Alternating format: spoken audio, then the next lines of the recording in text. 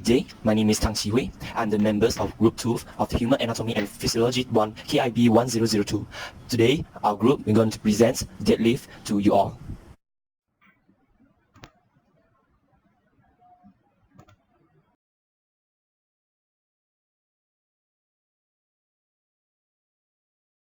Deadlift is an integrated exercise which means it engages muscle groups throughout the whole body. In addition to engaging the muscles in some somewhat similar fashions to a lower body targeting squat, it also recruits the shoulders and forearms to bear the loads of the weight. As you can see, this is the examples of a deadlift. For more information about the muscles involved, I'll let other members to explain it.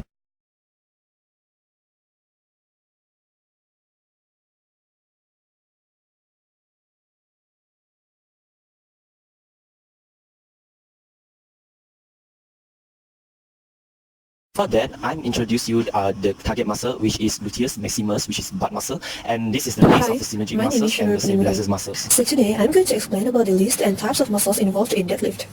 First of all, the traditional barbell deadlift primarily targets the gluteus maximus, which is a butt muscle.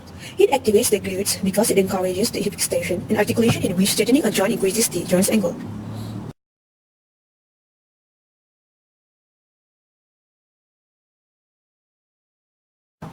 Then, 4 key muscles act as synergists during the full movement of the deadlift.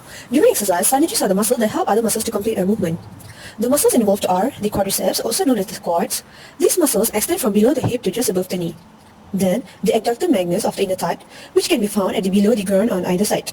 Then, the hamstrings at the rear of the thigh, where it extends from below the gluteus to just above the knee joint. Then, the soleus, which are long, thin muscles on either side of the mid-calf.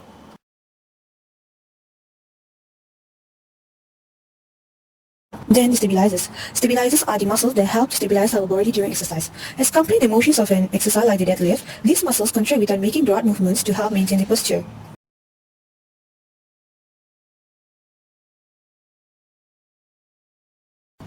Stabilizers include the erector spinae, which includes the head of the iliocostalis, longissimus, and spinalis muscles and extend from the base of our skull to the bottom of our pelvis to form the key muscles of our lower back.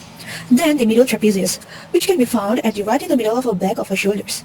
Then the upper trapezius at the top of our shoulders, which extend up into the base of our skull. 2 types of stabilizers, which connect us at our stabilizers. Gastrocnemius is the type of stabilizer, which can extend from our spine to our shoulder blades. While rectus abdominis and obliques are the antagonist stabilizers, which pull against the erector spinae during the deadlift.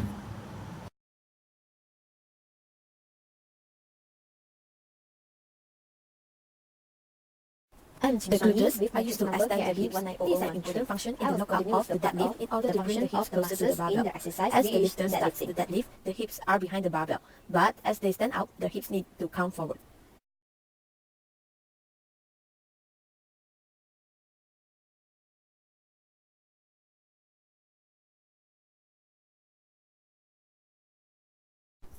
The latissimus dorsi muscles help keep the bar of the body throughout the deadlift by maintaining an effective position throughout the deadlift.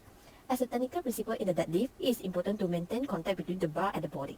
If the bar drifts off the body, you are more likely to lose your balance forward and fight the force that allow you to stay upright. If the bar comes off your body, then your hip extensor muscles, which are gluteus, inner thigh, and hamstrings, need to work a lot harder to bring the hips toward the bar in the lockout. The quadriceps muscles are used to extend the knee in the bottom half range of motion. This is why some lifters use the cue to push the floor away off the ground. It is to extend the knee and engage the quadriceps muscles.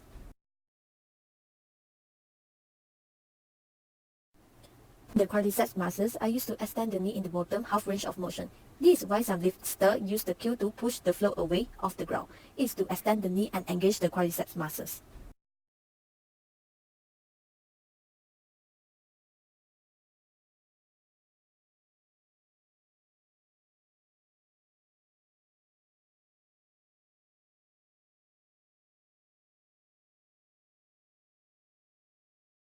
The rhomboids keep the proper shoulder position while deadlifting.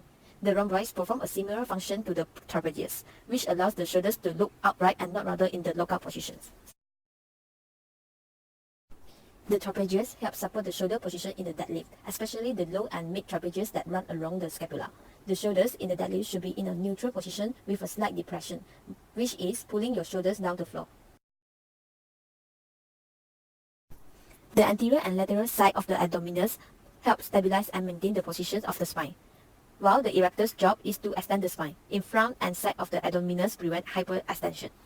If the spine extends too far back, then the erectors may disengage. As a result, the front and sides of the abdominis maintain the tension potential of the erectors. My name is Mohammed Nadar. I am Zulkifli. So basically, it originates from the gluteal surface of the ilium, sacrum, and coccyx. It slopes across the buttocks at a 45-degree angle, then inserts into the iliotibial tract and the gluteal tuberosity of the femur. The rectus femoris has its own origin on the iliac spine of the hip bone. The other quadriceps muscles have their origins on the femur.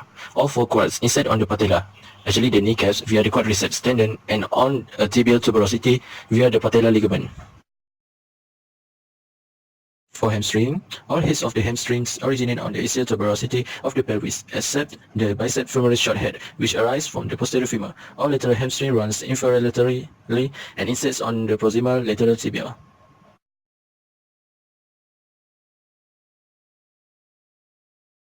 The rhomboid major arises from the spinous processes of thoracic vertebra T2 to T5, as well as the supraspinous ligament. It inserts on the medial border of the scapula from about the level of the scapular spine to the scapula's inferior angle. Meanwhile, the rhomboids minor arises from the inferior border of the nuchal ligament, from the spinous processes of the seventh clavicle and the first thoracic vertebra, and from the intertwining supraspinous ligaments. It is inserted into a small area of the medial border of the scapula at the level of the scapular spine. Trapezius originate on the occipital bones, the ligamentum nuchae, and the spinous processes of T01 to T12. The trapezius inserts on the lateral third of the clavicle, as well as for the abdominal muscle. The scapular spine of the abdominis has 2 points of origin. The lateral head originates from the crest of the pubis, between the pubis symphysis and the pubic tubercle. The medial head originates from the pubis symphysis, interlacing with the fibers of the muscle on the contralateral side and insert onto the xiphoid process, and the 5th through 7th costal cartilage.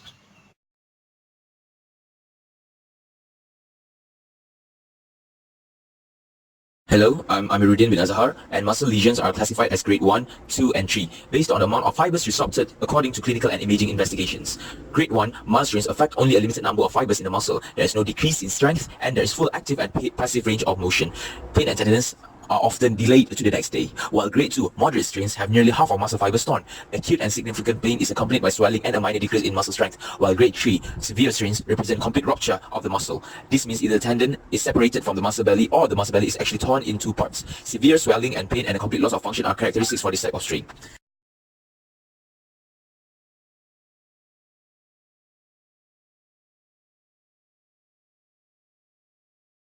Now, what are the predisposing factors?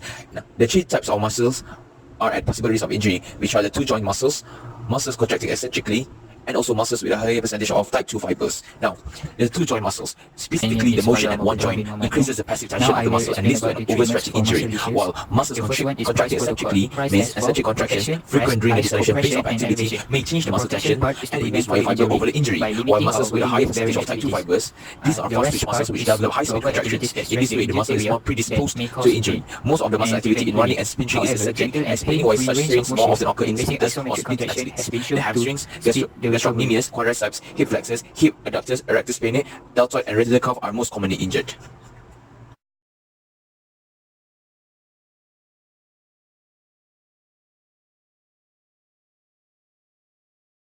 Next, the ice part is putting ice on the injured area. This can minimize and reduce swelling, and as well as to decrease pain. It can also cause less inflammation and also accelerate the regeneration. Next, the compression part is to apply an external force to the injured tissue by using an elastic bandage. This can minimize swelling and provides thermal support to the injured area. The compression and ice part is done together for 15 to 20 minutes with repetitions at intervals of 30 to 60 minutes. Next, the elevation part is to position the injured area above the level of the heart. This can reduce the pooling of fluid in the injured extremity or joint